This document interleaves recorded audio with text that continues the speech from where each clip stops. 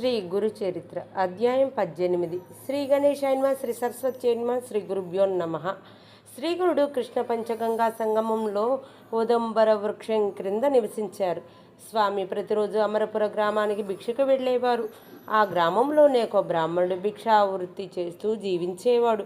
అతడు సదాచారి, భార్య, 2 పిల్లలు ఉన్నారు.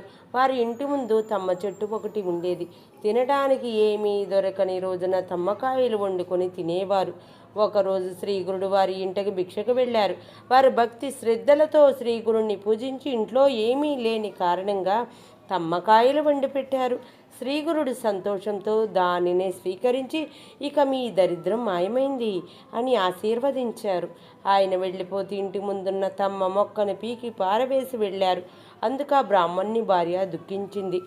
బ్రాహ్మణుడు భార్యను సమాధానపరిచి ఆ మొక్కను మరలా నాటుదామని పాదు చేస్తుంటే భూమిలో ఒక బిందె దొరికింది. దాని నిండా బంగారం ఉంది. బ్రాహ్మణుడు, ఆ యతీశ్వరుడు మన కష్టాలు తీర్చడానికే మన ఇంటికి భిక్షకు వచ్చి మన పట్ల ప్రసన్నులై ఈ ధనం ప్రసాదించారు. నువ్వు అనవసరంగా వ్యధ చెందావు. ఆయన మానవ మాతృలు కారు. ఆయన నిశ్చయంగా దైవావతారం. నేను చెప్పేది నిజం అని కుటుంబ సమేతంగా శ్రీగురుని సన్నిధికి వెళ్ళి భక్తి శ్రద్ధలతో పూజించి ఆశీర్వచనం పొందారు. శ్రీ దత్తాయ గురవే నమః.